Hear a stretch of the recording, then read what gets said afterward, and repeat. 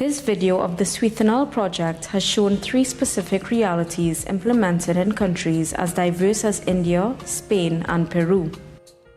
Each reality has its own characteristics that doesn't allow a direct comparison between the production of ethanol given in India, Spain, or in Peru.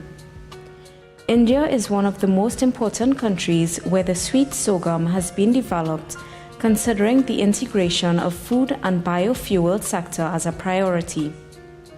Here in India, ICRISAT has been one of the most important research centers where the agronomic engineering varieties and industrial applications have been studied. In fact, the sweet sorghum cultivars were initiated in 1980, working on them up until now. The research results obtained on these areas have been translated into 2 industrial plants of bioethanol from sweet sorghum, Rusney Distillery with 40,000 litres per day of capacity, and Tata Chemical Company Distillery with 30,000 litres per day of capacity. In Spain, the bioethanol production is made using cereals as raw materials. Abengoa is the most important company of bioethanol production in Spain. But this company doesn't work on the production of raw material, so it does not control this sector. This is one of the reasons to develop big bioethanol plants without considering medium or small plants in their development strategy.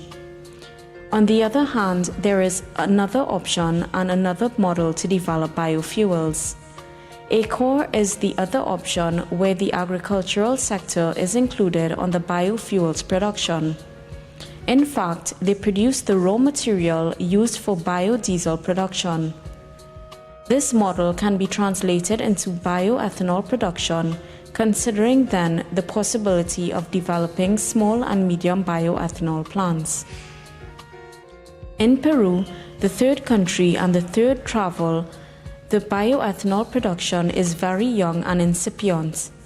Here, considering that the sugar production sector as one of the most important, the bioethanol is produced from sugarcane. As in other Latin American countries, the bioethanol is produced from the liquid wastes obtained from the sugar production, from sugarcane, or directly from the fresh sugarcane. In Peru, both options can be found. For example, in the sugarcane factory of Paramonga, white and brown sugar are produced, and from the liquid wastes could be obtained ethanol. But now, considering the new improves from the government on the use, production, and promotion of bioethanol, a new law has been published where it is obliged to blend a 7.8% of bioethanol with gasoline. The bioethanol production is beginning to be developed by specific companies that are investing in agricultural crops and bioethanol plants in the area of Piura. Caña Brava and Maple are the companies that want to be the most important producers of bioethanol in Peru, and they apply the best technology to transform a desert area into the most producer area of sugarcane, and they applied the best technology to increase the yield on the extraction of sugar or fermentation, distillation, or dehydration.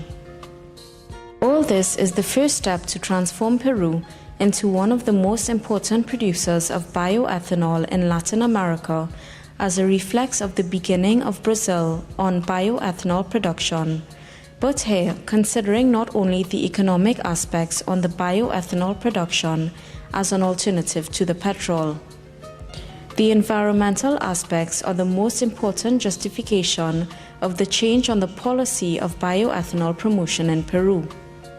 And this is the most important difference between the first steps of the production of bioethanol in Brazil and the nowadays steps that Peru is making on the bioethanol production closer to the European policy.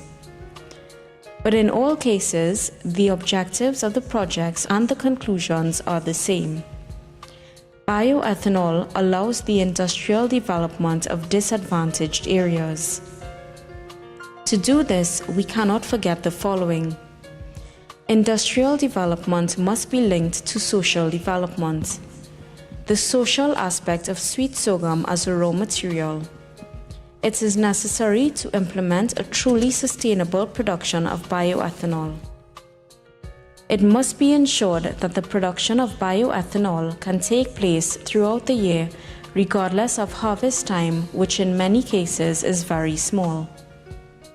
Given the vigorous development of second-generation biofuels, sweet sorghum is a raw material that will enable the integration of both processes, production of first and second generation, with the same raw material, securing and improving the viability, sustainability, and profitability processes. Bioethanol from sweet sorghum has proven to be a future option for the bioethanol sector. To do this, we must continue working, investing, and improving so that what is now a goal tomorrow to become a reality.